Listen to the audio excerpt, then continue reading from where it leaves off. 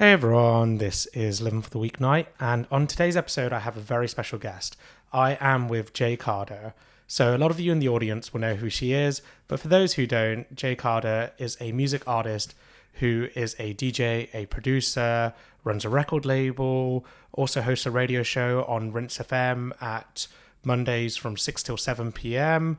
And on top of this has a separate job outside of the arts, which she's balancing with all these things, which is just very, very impressive. So Jay's known for her left field, bassy, breaksy, techno influence sounds with tracks such as Pentacle, which was recently released on Tasha's label Neighborhood, as well as Everstoned, which is just an absolute banger in my opinion. She's someone who has played some really cool events over the last few years, including playing Glastonbury 3 years in a row, played Printworks back when that was open, is about to play Drumshed soon, and is actually going on a tour of India soon. So a very, very busy person.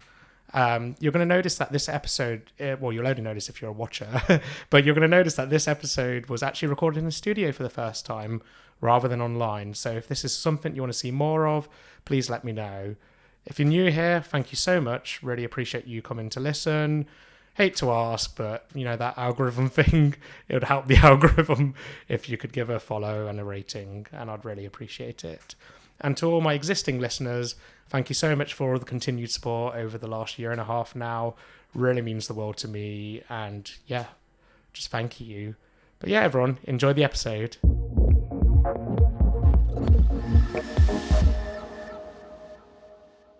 Hey everyone, Hey everyone, this is Living for the Weeknight, and today I am with Jay Carter.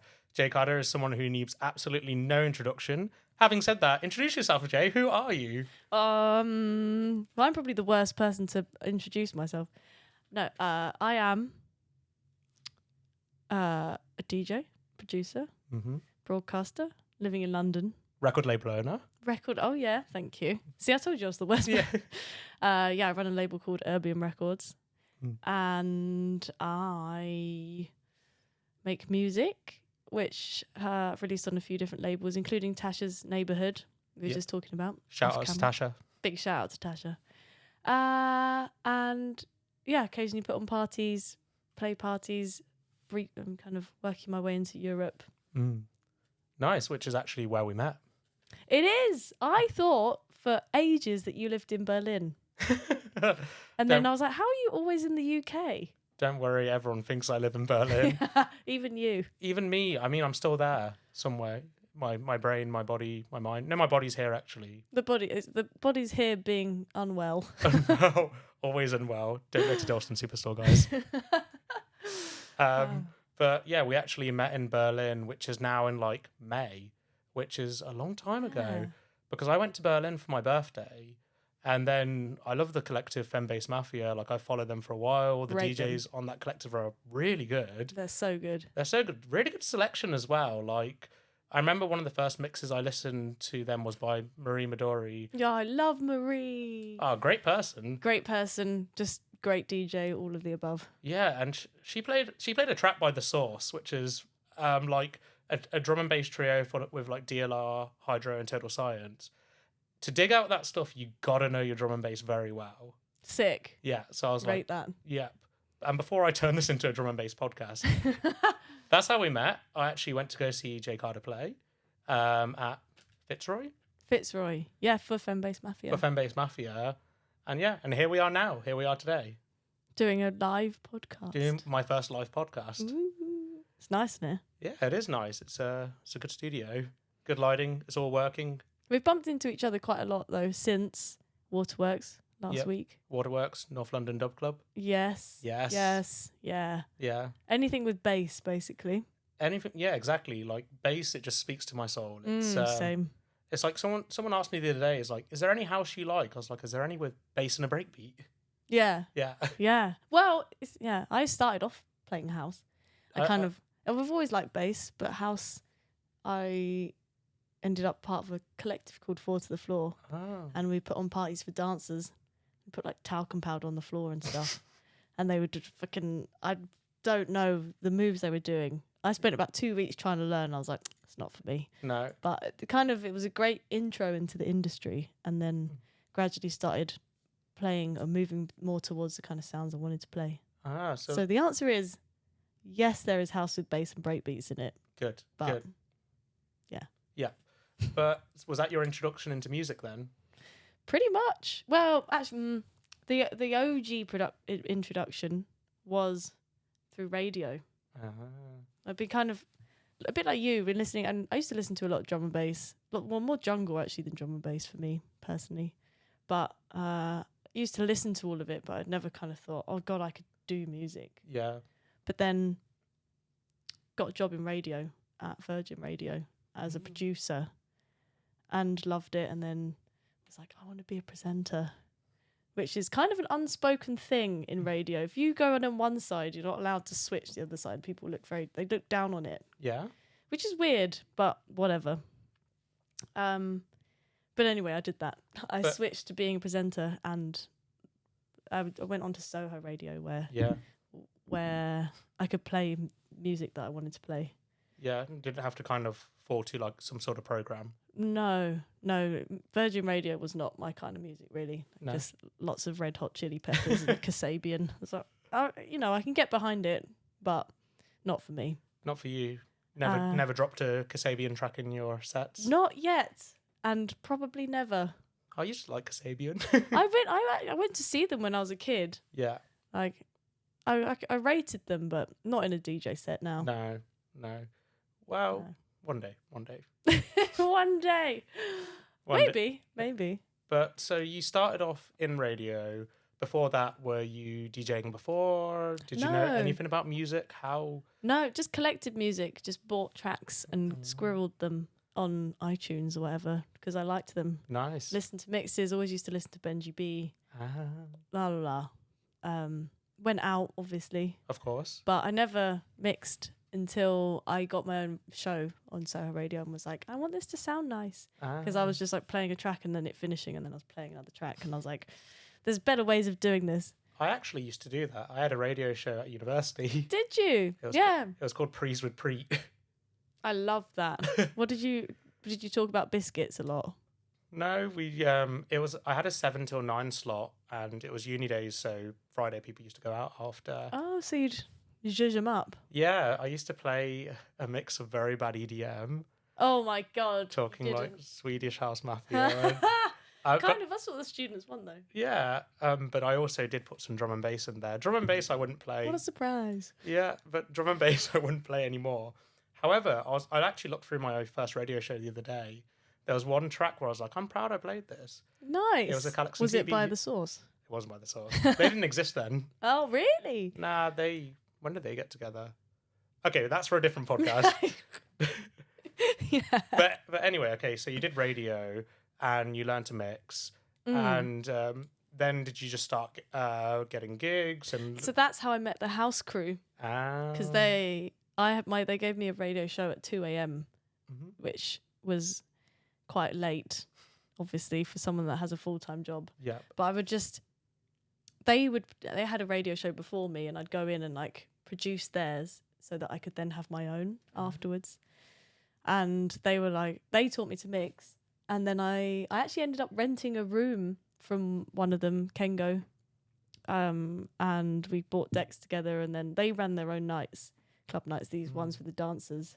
And they were like, come and play and like feel what it's like to play to a room full of people. And it was quite good actually, because even though it's not music I'd play now or events that I'd go to now, they really voted with their feet, these dancers. Like if there was no groove in the track, they'd just sit down. You'd literally clear the floor in seconds. So it was good learning. But yeah. That's really cool. So that was in Liverpool? No, that was actually in London. That was in Liverpool is just these guys. Keep it cryptic. Keep it cryptic. That's it. Sorry, my brain there. Ka-ching. That part's not even on the show.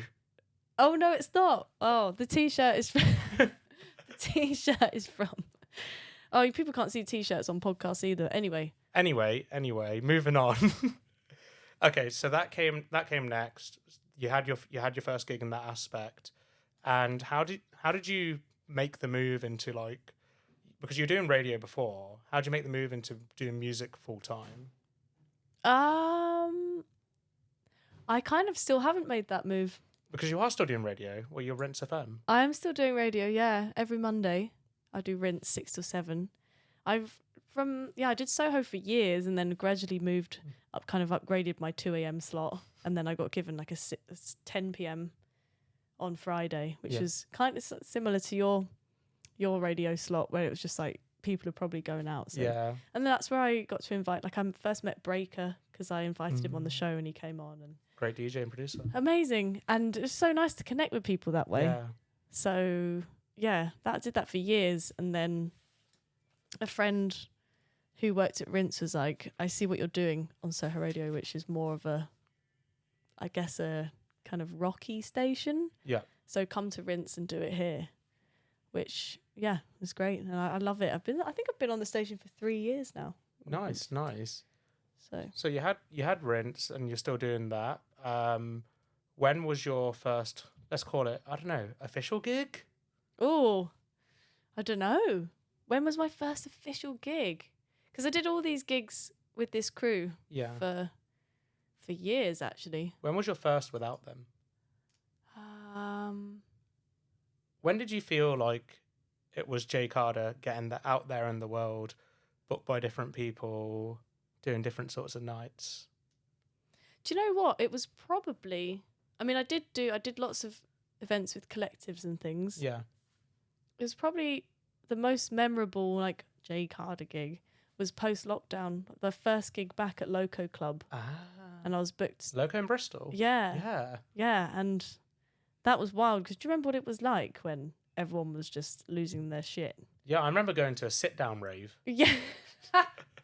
Yeah, I went to a lot of those. Yeah. I played a lot of those, and it was so, like, they would come over and be like, can you make the music less fun?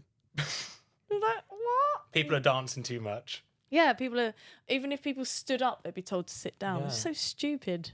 That was stupid. It wasn't it? Yeah. All these rules.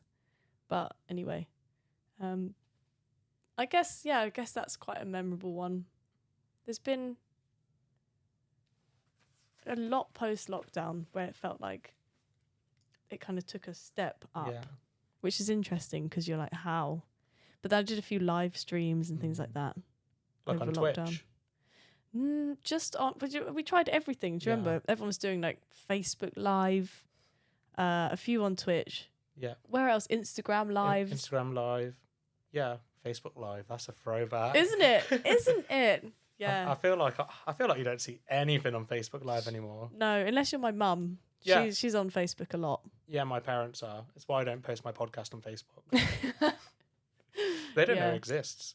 They don't know your podcast exists. No. Too embarrassed to tell them. Oh, why? Because they don't like your nails. Yeah, because they don't like my nails. They're going to be like, it's just Indian parents. I don't want to give them another reason to moan at me. No, fair play. It'll all come back to why I didn't become a doctor. Yeah. Yeah. Yeah. I love you, Mum and Dad, really. Love you. Love you. Well, my mum and dad think I just play elevator music, so it's fine. They're like, well, I did get a show on the BBC at the end of last year, and they were like, they listened live, but they turned it down for the music. They turned it up for the speaking. Did they actually? Yeah, because they don't music. like it. They don't, they listened, Have you ever brought them to a rave? Never. I've offered, and they'd be like, they just wouldn't like it. I think you should. I mean, I saw in a video recently that Mad Mirren brought her dad to a rave. Really? And he was like there in the crowd FaceTiming his family. Oh, I love that. That's amazing. Yeah. I can't wait to meet Mad Mirren. I don't know when I will. I'm sure hopefully at one point. She seems great. You should meet her. Like a very good, fun. Yeah. I mean, I met her once, but I was just a bit too fucked, to be honest. And that is why your parents don't listen to your podcast. Yeah, and nor should you. I drank too much alcohol, clearly. Yep. Yep. Moving on. So, like, next question I'd have is, so DJing, when did you move into production? Lockdown. Lockdown was production as well. Because I've wanted to make music for years, but just never did because I never had the time. Like, the music thing has always been a dream, but it's never made me any money. So I had a job at Virgin Radio. I also had a job as a copywriter. Ooh, so I would like go and do a shift at Virgin Radio. No, I'd go into my copywriting job in Farringdon, and then I'd walk over afterwards to my radio job and do an evening shift, and then after that would be time for music to go and do the radio show or like. So I had Ableton. Yeah. But you're literally stood at the bottom of a mountain and you're like, I wish I knew how to use this. Even I've been watching videos and stuff on it, but you kind of needed to dedicate hours and hours. You can't just do 10 minutes here, 15 minutes there. Kind of like learning a language. It is. Yeah. It actually is. Good way of putting it. Yeah, it's like that mountain at the start of why is this so shit and why is this so hard? But one day it just kind of clicks. Did you feel that? I did feel that. Yeah. And even though I'm still relatively new in producer world, I at least now feel like if I sit at a computer and I want to make a sound, I can make that sound. That's good. So that's nice. I mean, I like your production. Thank you. I think you're a sick producer. Hey, we're getting there. I remember Fortet reading something that Fortet said once, and he was like, I make 50 tracks to every one that goes on his album. And I was like, nah, surely. But I fully believe it now. Yeah. Different versions and... Different music. Sit down, you make some kind of groove, and then you're like, nah, bin it. Yeah. And it just goes on. Or maybe one of those you might use a different day. You just never know. Yeah. Always. That was advice I was given. Always keep your old files. Yeah. So, yeah, we're getting there. No, that's really cool, though. And how would you describe your sound? Ooh. As a producer and as a DJ. How would you describe my sound? I would say, well, look, I can give the answer resident advisor has, but I don't really want to. But I'd say like bassy, techno influences as well. Yeah. I mean, definitely. Pentacle came out of Neighborhood after all. Yeah. Yeah. There were 62 versions of that track, or 64 maybe. Wow. It's a lot. That is a lot of versions. Worth it though. Yeah, definitely. I mean, it's a good track. But yeah, I'd say, I don't know, bassy, techno influence. But then it's because none of your tracks are the same, which is what I like. Like, I have to admit, when I listen to it, I don't listen and be like, that's Jay Carter's sound, which I prefer because I want variation in an artist. Yeah, I guess there's, who's a good example? Like Lone. Yeah. He's a lot of the sound palette he uses is similar, but you wouldn't necessarily know it was him. You might be like, oh, that kind of sounds like Lone. And you're like, oh, it is Lone. Yeah. But yeah. I'd say you also, of course, dubstep influence. Definitely. I mean, I just love bass. Yep. Because I don't know why. It just resonates in exactly the right way with my body. I know what you mean. And then when you hear it through a good sound system and it's just like, it's magical. It's magical. It actually is, yeah. And I think I love bass because I think there's so much versatility to what you can do in a set as well. So many different genres that go together.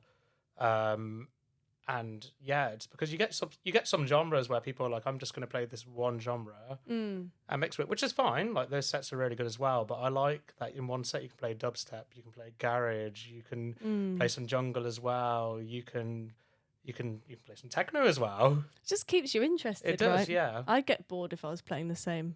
You don't want to play 2 hours of 4/4 techno? No, no, not really. Even the show on Monday on Rinse, when we did like a techno hour. Yeah. But it was still had, there were influences like 2-step techno and stuff. Just. I didn't feel like it was a techno hour, to be honest. Did you not? No. Interesting. There was definitely the influences in it. Yeah. But I wouldn't say it was like a fundamental 4/4 techno set or whatever. Yeah. I mean, you played fast, fun music. Fast, fun music. Yeah. That's not to say 4/4 techno is boring. No, but it's just different, isn't it? It's just different, yeah. I guess if you're playing a 4-hour set at Berghain, you need to think more about the journey. Well, I always think about the journey, but you need to think more about people not getting worn out. This is true. But then you have people like Object who do what the fuck they want. True. And actually, before we started the podcast, we were talking about how amazing Object is. Yeah, I mean, all the people who listen, who are my friends, they know I don't shut up about him. And I feel like whenever I see you, I don't shut up about... Skip forward. Yeah, skip forward this part. But, we know what he's going to say. Yeah. I heard a rumour that he played original Nutter in Berghain. I wouldn't even be surprised. No. I mean, he does what he I wants. bet it went off as well. Yeah, I bet it did. Such a good crowd in there. Yeah, it is, especially for the Reef events. Yeah. Yeah, I have been in there before actually where I can't remember who was playing. I think it might have been Board Lord in Panorama Bar. Nice. And it was a great set, but there was a row of Germans in front of me and she started playing breaks and they just went, ugh, and left. Yeah, you get people like that there who are like, if it's not 4/4 techno, yeah. It's just like, put your shirt back on firstly. Yeah. Don't walk out without a shirt on. No, don't. You're all too sweaty. But at least they're hairless. Sorry, I'm digressing. Yeah, But they are weirdly hairless. they are hairless. I was like, do they laser or? You should ask someone next time. Next time when I go to Berlin in mid-November, I'm gonna be like, do you laser, or are you just hairless, or do you shave? Genuine question. Yeah, and then this is how the podcast gets sponsored by one of those shaving companies. Wow, I like the way you're thinking. Yeah, I've got the unintentional business acumen. But yeah. BBA. BBA. What? No, you. No, you. What is BBA? UB. UBA. Sorry, my brain is doing the opposite of what your brain is doing and just not thinking. No, it's not UBA. it's not the Guinness. It's not the beer. Not at all. Not at all. Or the hour cycle it took to get here. That was great. Thanks, Google. But okay, so your sound, and then in your sets. So we kind of just talked about, at Berghain, kind of not wearing out people. How much do you think about what you're going to play before you play, in terms of like when you're booked to a certain venue or a certain night, or is a lot of it based on just reading the crowd? Or do you just play what the fuck you want? I don't play what the fuck I want yet. I never plan sets, but I will, depending on the scale of the event or like who it's with, who's on the lineup, I will definitely recreate a playlist with stuff that I know I want to play. It's funny, I'd listened to a podcast before and I can't remember who it was, but it was quite some big DJ and they were like, I can't believe that some people make a playlist for every event. That's nuts. I remember listening to it and being like, that's me. But for me it helps because even if I just listen through like 2-3 bars of the track, I end up playing it probably because it's fresh. Yeah. As long as it's in the right mood or whatever. Yeah. And because I play so many different genres, it's nice to hone them in a bit depending on the event.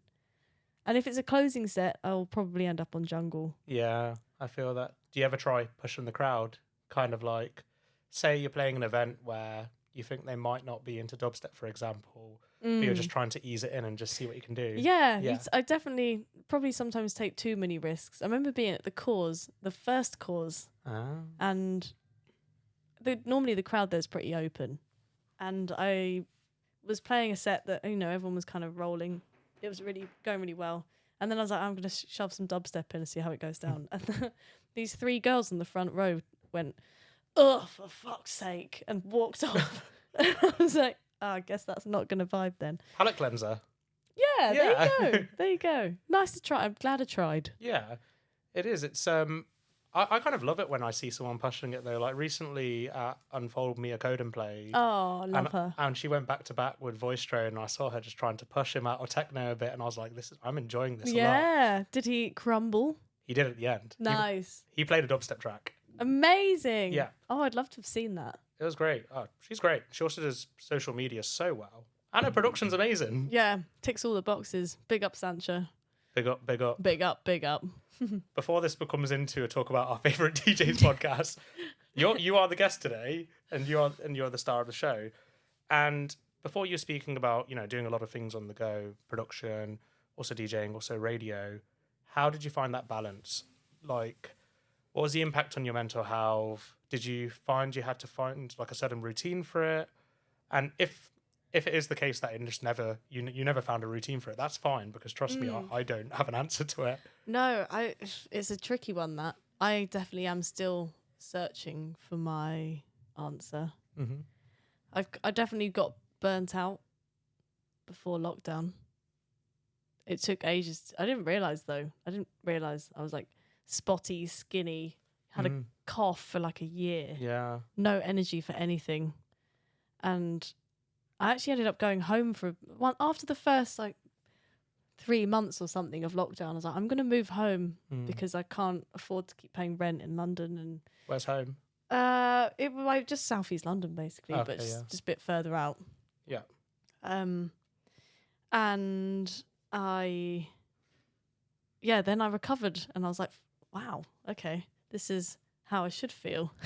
Yeah, like one of those where you think I've got something wrong with me, but it's just burnout. It's just burnout. Yeah. And you can keep going on it, but you don't realise how kind of shitty it is. Yeah. But yeah, the balance, I don't really know what the answer is to that. Obviously, just try and sleep enough. I think it's sound advice, but it's also very true. It's like, I feel like everything revolves around sleep, as simple as that says. Like even stuff like, saying, oh, don't get drunk every night. What that falls into is it impacts your sleep, and that's what does you. Yeah. But that's sound advice. I like it. I saw a quote from someone. Well, I'm not awful with names, but it's someone who's been nominated for. I can't. Anyway. Film or music? What's the? All I can think of is Oscar, and it's the music equivalent. BAFTAs. Grammy. Oh, Grammys. God, learn. And she was like, I actually don't want to get it because this whole industry is based on how tired and how much stress you can put yourself under, and it's like that's celebrated. The more exhausted you are, the higher up you go. And I was like, wow, that kind of resonates, And there's no, especially when you're working for yourself, there's no one going stop. Yeah. How do you motivate yourself to stop and to take breaks?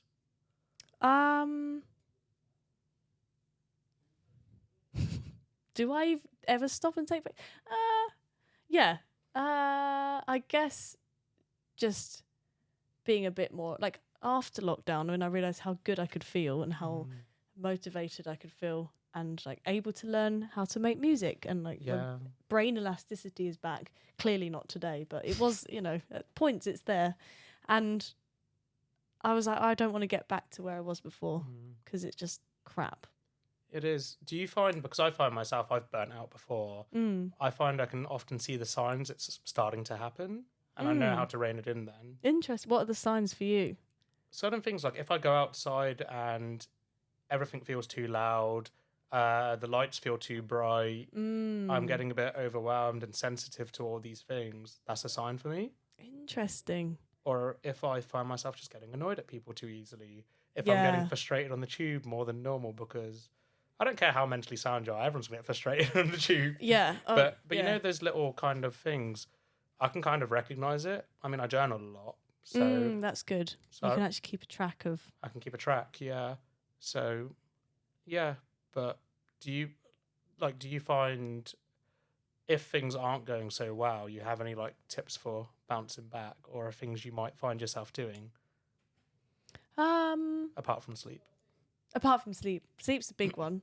And then also getting enough daylight is so important. Yeah. This is why seasonal depression's a real thing. Oh, it's such a thing. I'm such a sun chaser anyway. And I've realised that going away in January to somewhere hot is one of the keys to life. If, and not everyone needs sun. Some people love the winter. I mean, everyone needs sun, but you know what I mean? Yeah, some people...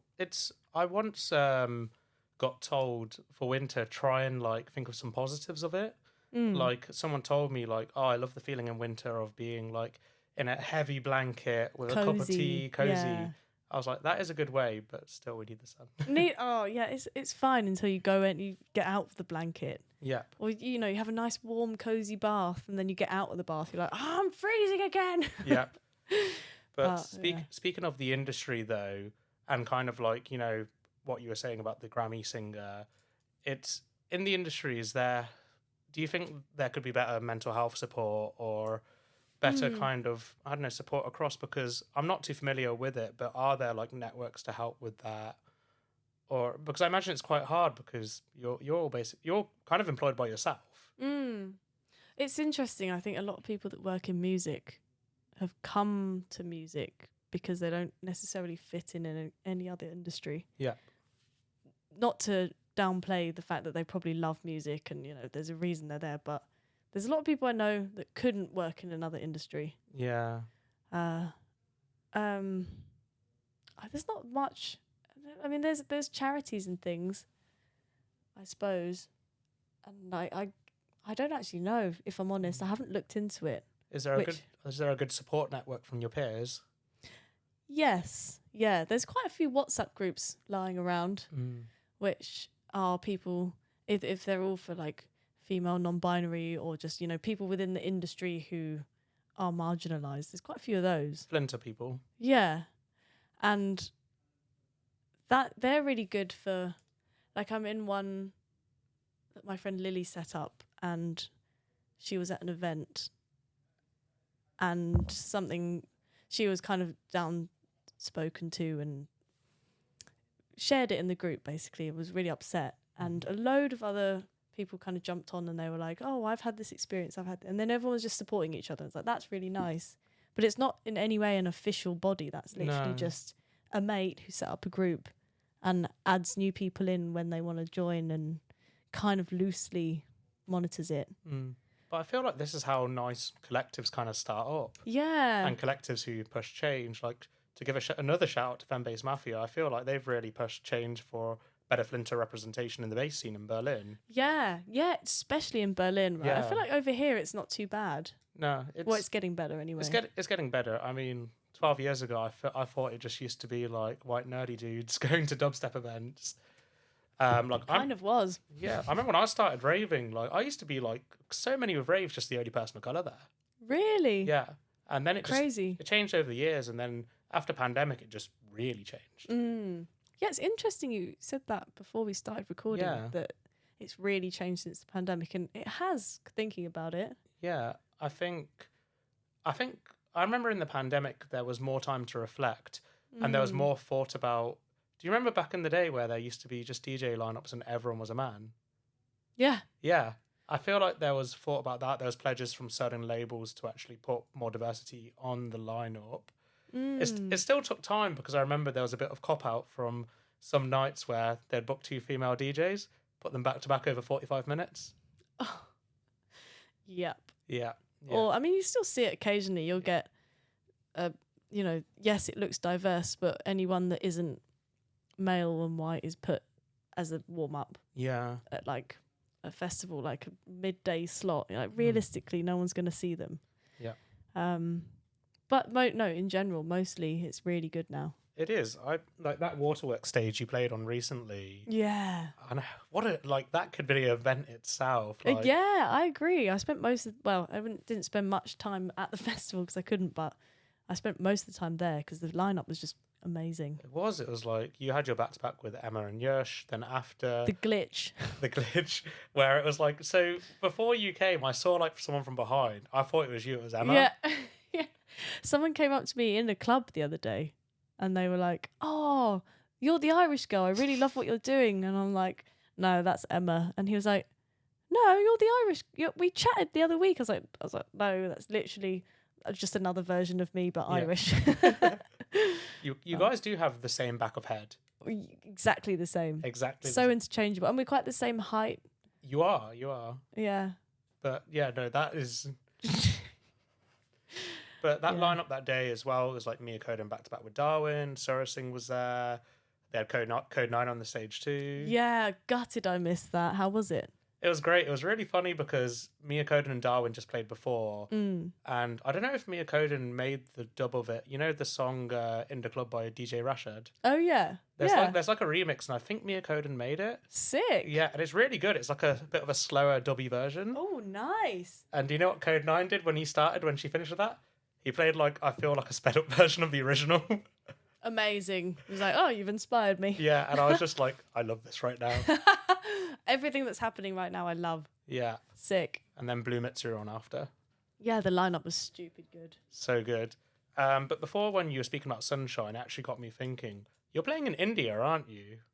I am. Yeah, I'm going back to India for a tour in December. Because you've played a few times in the past, is that correct? I have, yeah. I did a tour January 2022. Mm-hmm. No, 2023. Yeah, 2023. How did that come about? So I have pretty much my best friend, Anisha, who is a gem on this planet. She is, she inspires me every day. We were introduced through a mutual friend back in London in like 2016 or 17. Yeah. Quite a long time ago.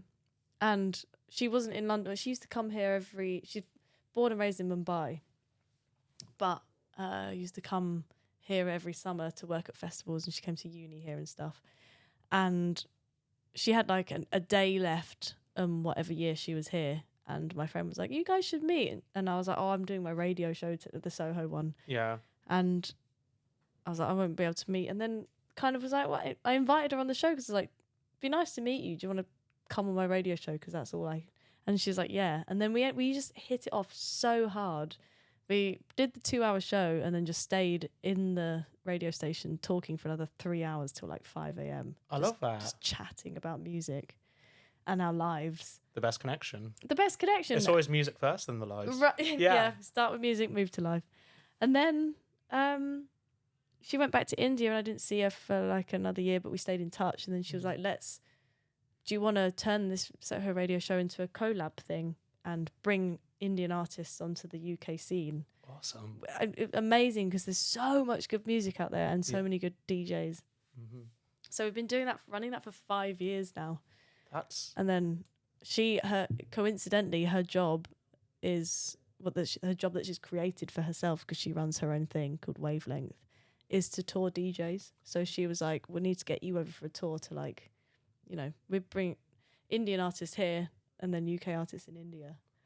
So yeah, she's run both my tours so far. That's awesome. And how's it playing in there? And do you feel your sets are a bit different there? Or yeah, there's a bit more 4/4 based. So I pull on that previous knowledge, the housey stuff, just in places like Goa and that, where obviously it's like huge on trance. You won't catch me playing trance, but I can definitely make it a bit more 4/4. Yeah. But it's so different. Like in Bangalore, they're really bass. Like they love bass, much more kind of forward thinking musically. I mean, I saw one of the lineups. I think it's like this weekend or last weekend. There was a festival. There was one in Bangalore and I think one in Mumbai as well. And I remember seeing Cashew was on the lineup, for example, which is very bass stuff. And also like DJ Fuck Off. Yeah. They've really tapped into that sound in those cities. And then, like Goa's a bit more kind of, I guess it's on the beach as well. And it's, it's a little bit freer. Yeah. And what I found really interesting was that, over here, most people, there's a build up and then a drop. People kind of lose their shit at the drop. I don't know if this was just the night I played or whatever, but people, when you took the bass out and it built up, that's when they lost their shit. Really? And they're like as it's kind of going all like whimsical and cool, and like that's when they're like, "Oh my god!" And then it drops. Obviously, you continue to lose your shit, but it wasn't like waiting for the drop. I was trying to think if there's influence from like traditional Indian cultural music, which I was trying to draw on in my head because I'm Indian family. Yeah. But then I remembered I'm the least Indian person ever, so I don't have an answer for that. Have you ever lived in India? I haven't. I've been when I was young, but I come from like a Punjabi family, so North Indian. So I grew up listening to a lot of like Punjabi music. Sick. Yeah. It's interesting because I think one of the gripe is the wrong word, but one of the things Anisha talks about is how, because she's also a manager. She manages a few Indian artists. Yeah. And people just expect, because they're Indian, they expect the music to have like sitars in it, or to be traditionally, to be sung in Hindi or whatever. And it's just not, there's a lot of influence that we're so global musically now that people take their influences from anywhere in the world. And there's a lot of kind of UK, for want of a better way of describing it, bass music being made in India. Yeah. So she's like, it kind of rubs her up the wrong way a little bit, I think, when people contact about her artist looking for like a Hindi song or something. So because you don't want to stereotype and put into buckets. You don't want to be like, not everything has to be traditionally whatever is from your country. It's like These are musicians. These are artists. Exactly right. And everyone draws inspiration from everyone. Yeah. So, but I can't remember where we started talking about that. I don't know. I'm pretty sure I have ADHD, so I jump on all the tangents. No, we're talking about playing in India and like this type of set you would play for a crowd. Oh yeah. Oh, and you being not Indian. And me being not Indian. It doesn't. Sorry, doesn't mum and really, dad again. doesn't really. I don't think that holds true in like terms of relevance. No, because thinking of that, different country, but I recently hosted an event in Bangladesh. Sick. And I listened to like all the sets. They were wicked. Yes. They were so good. Yeah, they did an event. It was at Corsica Studios here, but they were bringing over a bunch of Indian artists, a few who I'd met and like played with when I was on tour the first time, and they played some of the best sets I've heard in the UK. And it's like, I get it as well. It's like there's so much different musical influence from everywhere. I feel like countries that come with like a big musical history, it's like I'm not surprised why they got good music. Like I think about like Brazil as well, for example. Yeah. So many good artists out of Brazil. Yes. Yeah. I would love to go to Brazil. Never been. Me neither. It's on the list. I'll get there. Yeah. Just go and immerse yourself in all the music. Yeah. I mean, I saw a really cool Brazilian collective in Berlin called Mamba Negra, which is Cashu's collective. Sick. And Bad Sister played as well. And it was sick. Awesome. Yeah, that sounds great. Yeah. Just like, I was like, wow, I haven't heard dubstep like this before, and it's amazing. It's amazing. Well, because it's, so much, from what I understand of music from that side of the world, it's so groove oriented. They all got rhythm as well. Oh, so much rhythm. I've never seen anyone like, I saw two queer people grinding to dubstep, and it looked so beautiful, and I was like, no one in England can make this look beautiful. No. God, let's make that the goal. What, grinding to dubstep? Yeah, in the UK, let's get more. Let's get more rhythm, because in that part of the world, when I travelled, they said like English people have no rhythm, and I think they're right, to be honest. Yeah. Takes time. Unfortunately, I don't think we're known for it for good reason. No, we apparently we move our shoulders too much. Is it? And our hips is that too what less. It is? Yeah. It's all in the hips, isn't it? It's all in the hips. When I was learning salsa and like learning just to dance to reggaeton properly, my friends were like, "Stop moving your shoulders, in the hips, in the hips." Yeah. Why would it? I guess I don't know. Maybe we just carry all of our stress of being in London on the shoulders. On the shoulder, and then you have the Dutch, and the arms are in the air, so to the sky. But you can still move the hips with your arms in the air. You can. If anything, you can get more of a swing on them.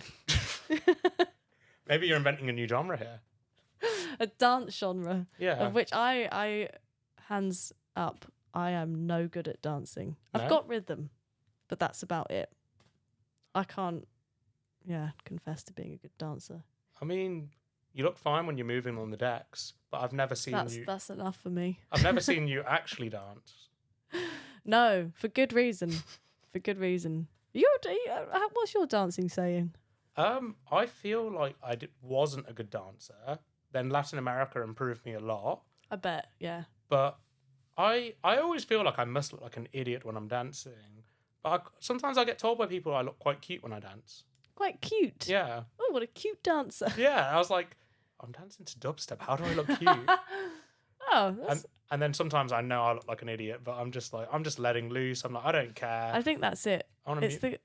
Confidence is everything. Yeah, I'm here to enjoy music. But something else I wanted to ask you about Urbium Records. Ooh. How did that come about? What's the journey been like with that? That, again, was a lockdown baby. Mm-hmm. But it was created by myself, my friend Chris, and his friend Ollie, a little trifecta of music heads. And I met Chris through Pirate Studios about a year or two before. Yeah. We both won this competition thing you just submitted a mix and then it was judged, and you could you won a competition to be mentored for a bit. And we both won it and we met each other, and it was really nice because at the time I was only, I grew up in Southeast London, but I didn't have any music links whatsoever, and I wanted to get into music, but I didn't really know how. Yeah. And then I found this crew at Soho Radio, and they were great, but it wasn't really the music I wanted to play. So I was just kind of, other than going to events, but you can't just go and like meet. Yeah, you meet people, but you don't meet promoters and such. You know, they're busy.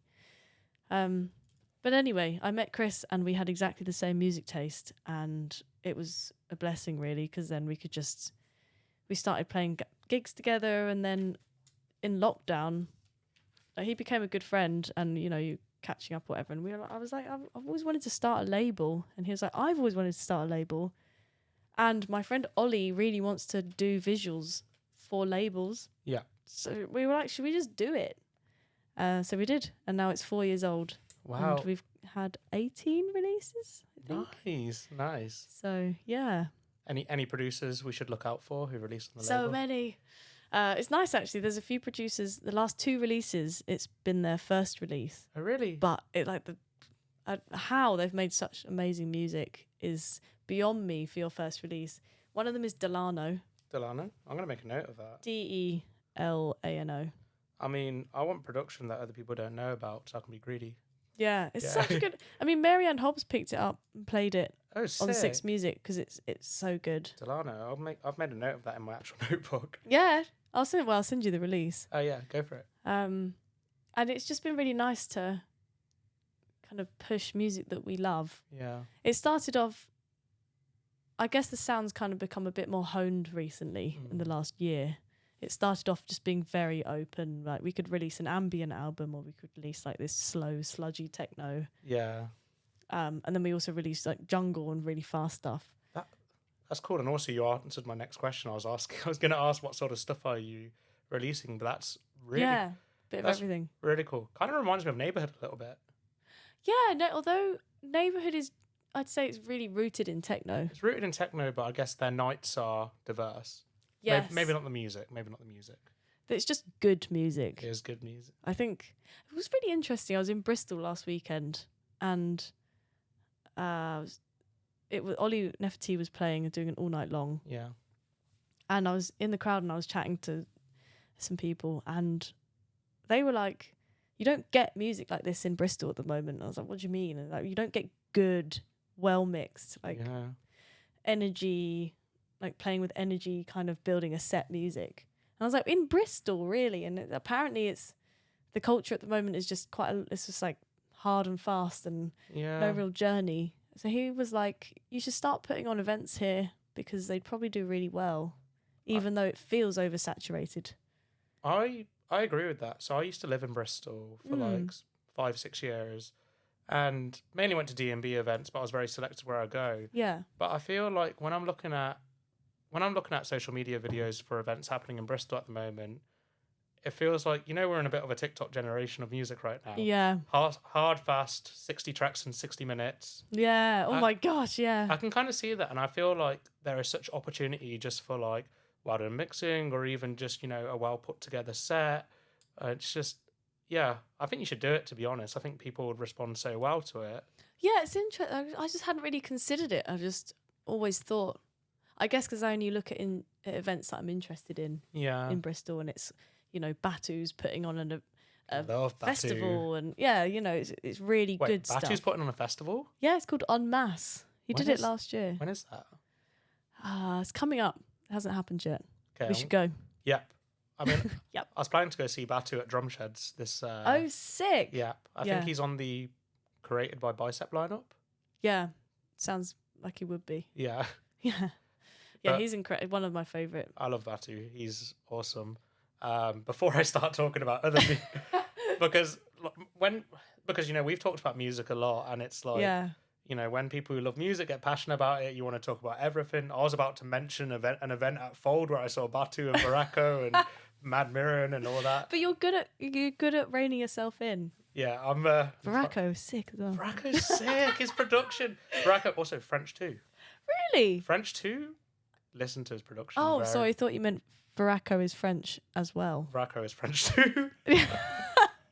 No, he's Colombian. He's Colombian. Right. Yeah, that's what I thought. Yeah. But yeah, French too. Yeah, brilliant. French too, brilliant. Baracco played. Sorry, I'm gonna digress. I'm gonna go for it. Do it. Go for it. Baracco played a 3-hour set at Reef. Last Sick. time I went, and it's one of the best sets I've seen this year. Oh, amazing. And it's like, and you finish with like half an hour of very good drum and bass. Like he played, I think it was, all of a sudden he just pulled out of nowhere Rattler by Sesko, which is a nice. great track. Nice. I love, yeah. Yeah, Sesko also a good producer. Cesco. Because Italian. Is he Italian? I don't know, actually.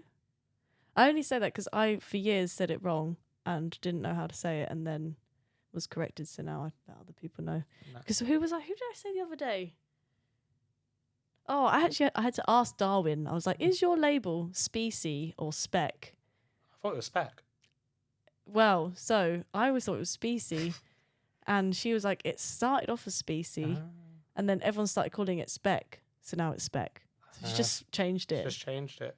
Because it might as well. But it makes sense, right? Species and Darwin. Yeah, that does make sense. But then Spec is also a really good name for a label. So it's sounds cool. Interchangeable. But yeah. Anyway, that's my digression. I could go on and on, but I'm going to ask you something else. So before I made a note, when you were talking about the aspect of networking you were talking about networking in some context, and I wrote a note to say, how do you find it sometimes, even if you're going as a fan to music events, just that whole networking that's involved?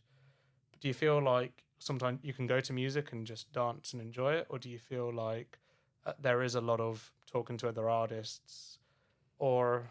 It's a good question. It's changed. Yeah. Over the years. Like I would go to events, and I still go to events just for the music. Yeah. Whereas now I'm more like to bump into people I know just because I've been in the scene for more years. Yeah. Whereas I guess at the beginning, I've never been one to be like, right, I'm going to go here and I'm going to meet this person and I'm going to try and get their number or whatever. Like that doesn't come naturally. No. But I will go to events of people I rate and hope to meet them. And then if you do meet them and then you just kind of become mates. To be honest, my networking happens through radio, I suppose, more than just inviting people on. It's kind of organic because you invite people on that you rate and you want to chat to and you want to mix with. And then if you get on, you probably stay friends. Yeah. And it's just kind of the years of doing that on Soho Radio has kind of built up, I guess, a network of DJs I can send music to. Yeah. But that's more organic and it's better. It works better if you actually become mates with them rather than, I feel like you don't want to make every aspect of this just feel like a job. No. Well, it wouldn't be the same. No. And I think people can spot that a mile off if you're just if you're in the green room asking, like handing out your number to people or it's just a bit off, isn't it? Yeah. But it's nice to kind of chat a bit of shit in a green room and then maybe afterwards, if you've connected, be like, hey, do you want to come on my radio show? Yeah. And then I guess that counts as networking, but it's actually more just connecting. More connecting, like just in a nice, normal like way. you're good. You technically network. You're just there like chatting to everyone at every event. You're not intentionally networking, but you're building a network of people in music. I've been thinking about this recently. Me who, I go to a lot of raves and I dance, but I'm not putting out anything. I'm not DJing, but I'm kind of unintentionally. I'm just chatting to people. And it's you just love it. I just love it. I do. Like, I just love music and I'm very extroverted and I just like meeting people. Yeah, it's, I know what you mean. It's nice I imagine for a lot of DJs especially to meet someone who isn't trying to send them music or there isn't an ulterior motive. You're literally just there like, hey, I love what you do. How are you? Yeah. Sometimes after my friends are like, did you give them a podcast sticker? I'm like, no. Yeah. It just didn't come across my mind. No. Well, that's, you do, you have the podcast as your kind of music thing, I guess. But predominantly, or I assume that this podcast only came out of you loving music and dancing anyway. I'd say it actually came out of me. So now you're interviewing me. But I'm intrigued. It actually came out of me in my profession. I'm an actuary, which means I quantify financial risk for insurance companies.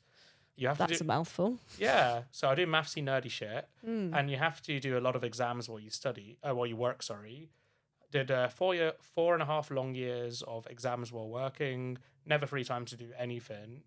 I told myself when I qualify, I'm gonna do something creative, and I tried my hand at many things. I actually wrote a script for a short YouTube series. Did you? Yeah, that was fun, but I was like, I don't want to do it. Mm. I've written a short book. You've written a book. It's this early first draft. I never looked at it again. It was fun though. You'll look at that one day and be like, "Whoa, I should have published that." I tried. Okay, so I wrote that such a long time ago. I tried reading it the other day, and I just started cringing really hard, and I had to shut the book. Really? What's it about? I don't want to say. I don't want to. Okay, for another podcast. For another podcast. Yeah, but That's fascinating.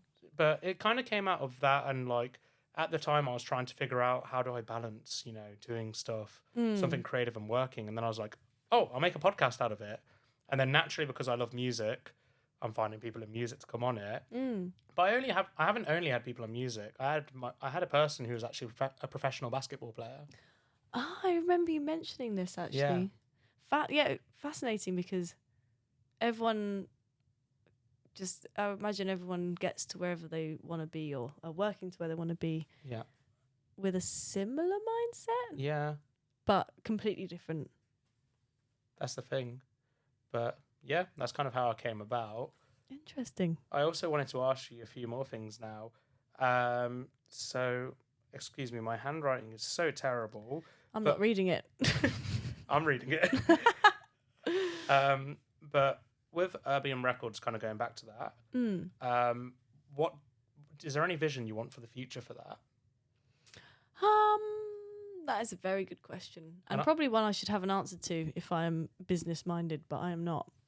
I'm more just, me and Chris and Ollie want to just put out stuff that we rate, give it with our. Chris is also, he's got a few different radio shows. He's in Birmingham, so he's kind of got the middle of the country covered. I've got the south covered. It's from my ends. Yeah, I thought you had a Brummy twang. Don't say that. I'm from Coventry. How dare you? Coventry. It is Midlands, though. It is Midlands. Yeah. I like to think I've shed the accent. No, you have actually. It's only the occasional word. Yeah. But anyway, the big plan, not really, just put out music that we love. And it's nice that it started to be recognised, and we now don't even have the time to go, unless it kind of happens organically, we don't have the time to go out looking for artists. They just come to us. Ah, I like that. Which is nice, especially when they're new artists, because you can help them at least get onto a few different platforms like Rinse, maybe like NTS, maybe Six Music. That's kind of the best one that we've had so far. And just get it in the hands of the right DJs and whatever. I like that. You'd actually get on with the person I interviewed a few episodes ago who runs a drum and bass record label aimed at supporting new and up-and-coming DJs to go on and producers to go and do new things. Nice. Yeah. Yeah. Sick. Shout out Rollout Records. Shout out Rollout Records. I'll check them out. Yeah, they've got some really good stuff on it as well, and it's nice to see some of their producers. Like Simon's a lovely guy.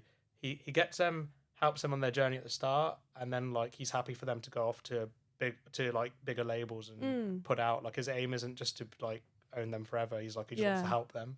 That's so nice and so essential when you like. But my first release I put out on Faux Poly, and Joe and Warren, who are Cassian, who run Faux Poly. Yeah.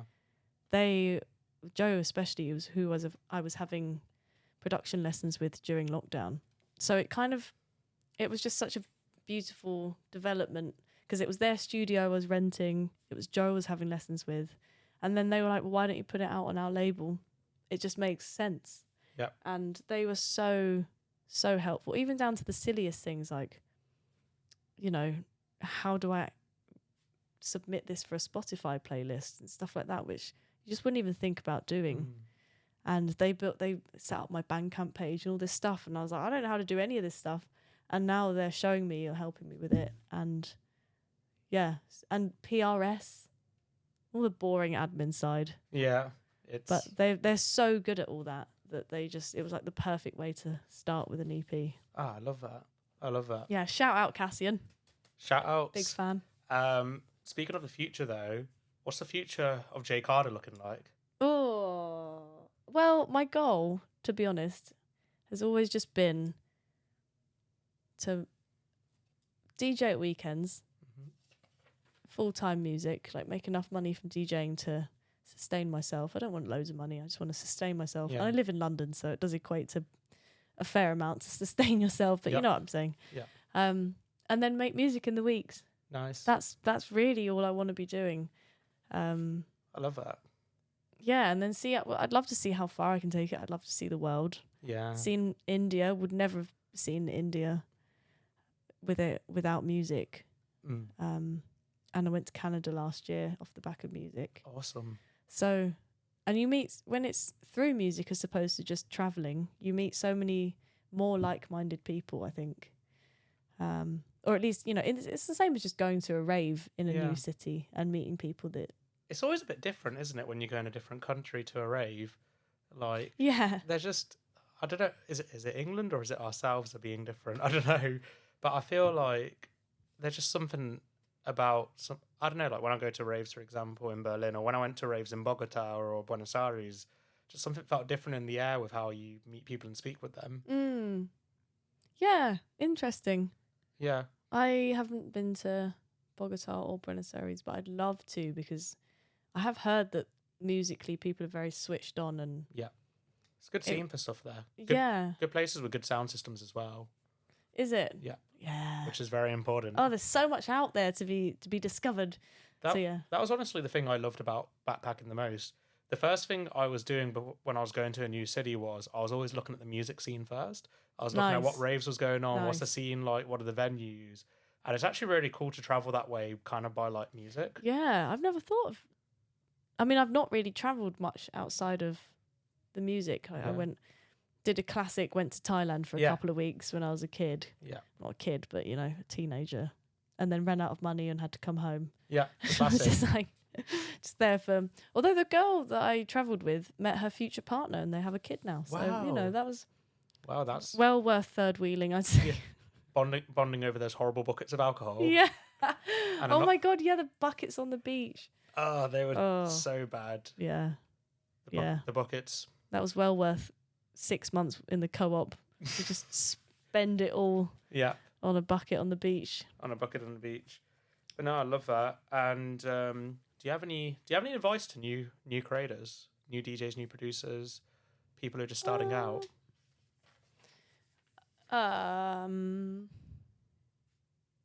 Just stay true to yourself. And you might not even know what that self is, but you can find it by knowing what you don't like or don't want to do, and then it will kind of hone you towards what you do want to do. And also be nice. Yeah. Be nice. You know, you don't have to be there like, I must go and be nice to this person, but just if someone pisses you off, just fucking, you know, everyone's got their reasons most of the time. Unless, you know, there's so much cancel culture at the moment. I'm trying to push against it. Yeah, it's because, like, say, for example, if you meet someone, you played an event and they're a little bit pissy, it's like, well, they're probably tired. Yeah. They probably might want to go to bed. Maybe they're running the event and they've lost loads of money and stressed. Like, they don't mean to be sharp with you or whatever, but... I think, like, even out of music, just in general life, I always try to feel like, you know, even if someone's being shitty or whatever, or something's happening, try and think logically to when you're in that same place and what's led you there. I don't feel anyone's being inherently evil most of the time. Most of the time, yeah. But it's like there's normally a cause and effect. Yeah, exactly that. And then also just work hard is the final thing. Just if you really want something, especially if it's creative, you're going to have to work your ass off. You've got to put the hours in. Yeah. Yeah, but it's so worth it. It doesn't feel like work when you love it. Oh, for sure. I want to add one piece of advice. Add it. Try not to burn out. Oh, yeah, and that. Work hard, but don't burn out. Yeah. This is the wave that's hard to ride, but doable. It is. It's. Do you have it as well where I have a week where I, like, do too much and I'm, like, so tired after and I'm like, next week I should do this, and then I don't? Pretty much. Like, I've got better recently at saying no to stuff. Mainly because I've met someone and fallen in love and I just want to stay at home all the time. I love that. But I've been like, wow, I've got so much more energy when I don't go out every night. Yeah. It's like way better. Like, this is the only thing I'm doing this week. I was waiting for the moment you start talking about him. The photo you put on Rinse yesterday was very cute, though. Oh, yeah, we love him. Yeah. It's just nice. This is the one, just works. Yeah. Hopefully this won't get old very quickly if we break up next week. It's like, oh, just take that bit out. He was really nice to me in Berlin. Like, Yeah. like I remember at the end he found me in the crowd and he's like, oh, pretty good to see you. Gave me a hug and then gave me all his remaining drinks tokens. Everything you want. Yeah. A hug and some drinks tokens. I remember saying to him, I was like, goodbye, I'm fucked. Oh, I'm fucked. Oh, yeah, you did. Didn't you extend your stay for another week? Yeah, I extended to go see the Namba Negra at RSO. Even decided to miss Unfold for that. Yeah, I know. Yeah, but it was. No, I enjoyed Berlin a lot. But yeah, I think that's a nice place to wrap on those questions. What I want to do now, I want to ask you a quick round of some fun questions. Fun questions time. And so first one, who'd your dream back-to-back be with? This is kind of a dead question for probably anyone that's listened to anything I've ever said in my life. But my answer is always Ben UFO. Ah, yeah. Because he's just king. Yeah. And he's probably the only DJ I've actually studied. I mean, there's so many who are great, but he just really has been there from the beginning for me. Yeah. And to do back to back with him, I might need to take some kind of chill pill or something to just be like, oh my God, it's happening. Yeah. One day. One day. I love that. Just imagine now you back to back with Ben UFO at Open Ground in Wuppertal. Oh my God. Stop it. That, in fact, that's the goal. That's the goal. That's the goal. That's the goal. No, I love that. Very, very good answer. I have a Italian and Lithuanian friend who listen who will love that. Oh, sick. Who live in Berlin. But see you at Wuppertal. Yeah, I'll be there. I think the next question is going to be the same answer, but who do you fangirl over? Oh, yeah. Well, and do you know what? All of that lot. Joy Orbison, Ben UFO, Pearson Sound. Or the Hessel Audio. Yeah. I know it's kind of obvious because they are so popular, but they're brilliant. Like musically, Joy Orbison is so good. Joy is quality. Oh, and I've been listening, even Over Mono when they were Tesla and Trust back in the day. That music has always that was the music I was listening to before I even got into music. Yeah, if that makes sense. And it stayed with you since. Yeah. No, yeah. I love that. Also, very good answer. I approve. Approved. Yeah. Favorite gig you played? Oh God, favorite gig. Or one of the favorites. I've had some really good ones. Glastonbury's always been really good with Sports Banger. Because it's on Thursday as everyone's coming into the festival, Thursday afternoon, and everyone's just well up for it. Yeah, that first day. Yeah, and it's quite a big stage. It's in Shangri-La on the Nowhere stage, and it's kind of in the pit, and you can see people walking down the field to it, and it feels so special. Yeah. And I've done that 3 years in a row now. So, and every year it's just like, wow, this is pinch me kind of moment. I've seen videos of when the doors open and just flood straight away, even for opening act. It looks awesome. Glastonbury's just on another planet. Yeah. There's a lot of festivals that struggled this year, unfortunately, and had to pause or cancel. But Glastonbury's just same old. If anything, it's more oversubscribed than ever. Yeah, it is. One day I'll get a ticket. One day, honestly, I tried my whole life, and then it was only because I got booked to play that I actually got in. Do you know what? Me and my friends have this joke that it's we're more likely to get booked to play than get a ticket. I think it might be true. Yeah. Yeah. But let's make because it's next year and then it's a fallow year, so you've got to get in next year. Let's make it happen. I'll try, and if it doesn't, it's fine. I'm gonna go to Deckmantle and Dry Molen and maybe Waking Life. Did you do Dry Molen this year? No, I'm really sad I didn't. I had a ticket. You had a ticket? Well, I sold it obviously, but the lineup looks so good. I know. Next year. Sorry to digress, but the cinematography looked amazing as Unreal. well. That hangy light thing. Yeah, it's just like I remember seeing videos from like sets like Mia Koden, CCL, Object, Drum. I love Drum. Yeah. Oh god, it's so our festival. It is. I'm determined to play there next year. That's the goal. Play there. Do it. Let's do it. And then if I play, you can come Yes. on guest list. Yes, or just tell them I'm your manager. Yeah, even better. Even better. Podcast manager. Podcast manager. So favorite gig you've been to? Ooh. Favorite gig I've been to. Or even just one that sticks out. Oh, there's a lot. And it's a hard question, isn't it? Mm. I even just tried thinking of my own now, and I had like 5 in one go. Yeah. Also, my memory is not fun sometimes. I think probably one of the best gigs I've been to was at Fold for Neighbourhood. Yep. Big up Tasha again. Big up Tasha. I also had a few good ones at Venue MOT. Good venue it is. Very good sound system. Very good sound system. It was quite a small night, but it was amazing. I saw Caliber there. Oh, he's So announced good. to play at the Cause today. Really? When? I'm going. 30th November, I have a birthday to go to, so I can't go. Also the same night that Joy Orbison's playing at Earth in Dalston. I'm in India, so I can't go to anything either. Yeah. Unbelievable. We can both be sad together. Yeah. Track that you're rinsing right now. Oh.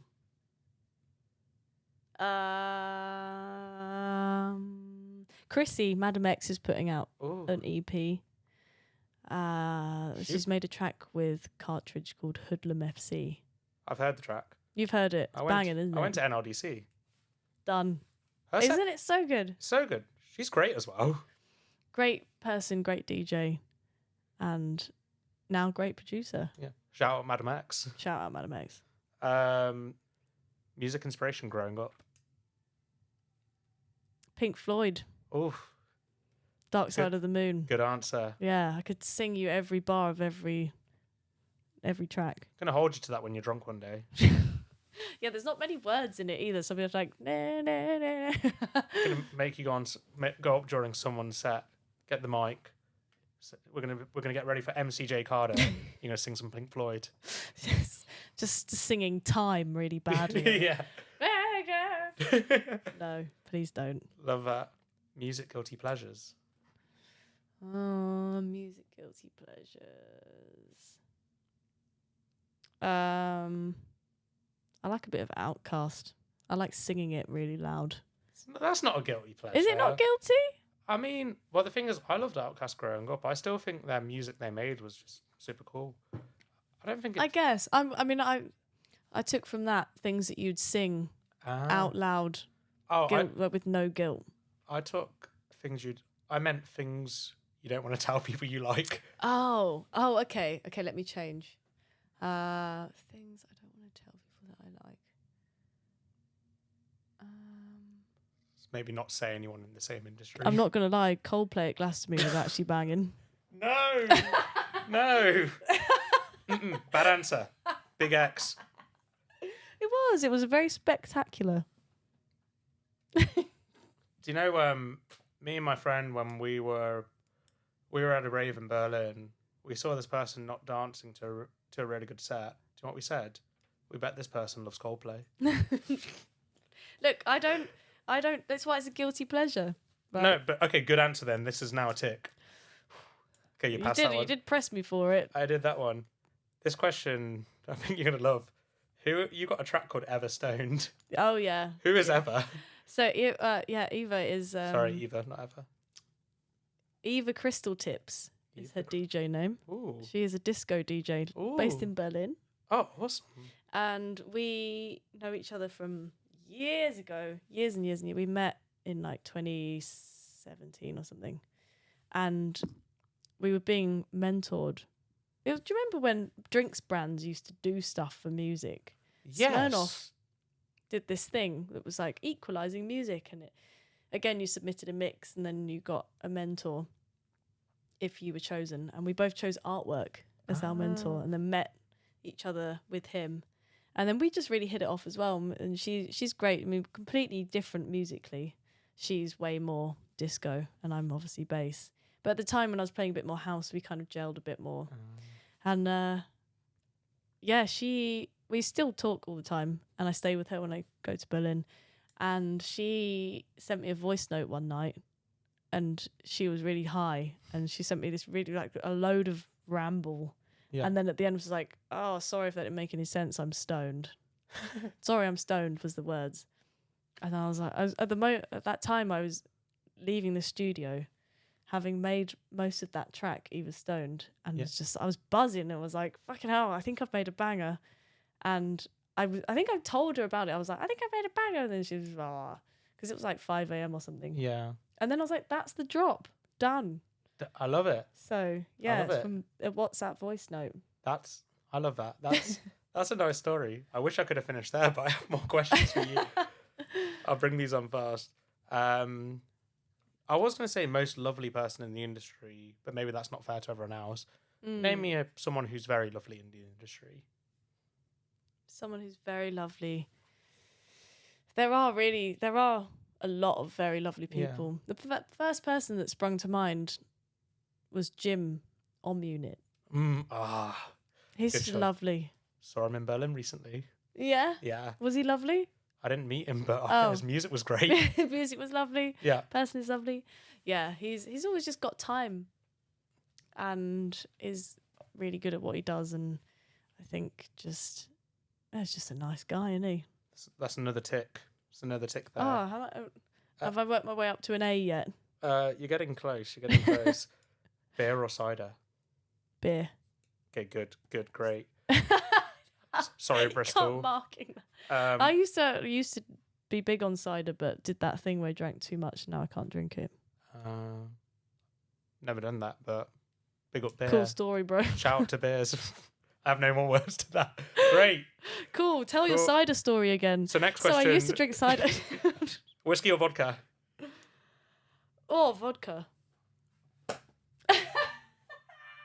Is that not? Oh, it's a big cross. Well, I love a vodka soda lime, but the varieties of whiskey. Whiskey. Oh God, no! It's like drinking an old man's beard.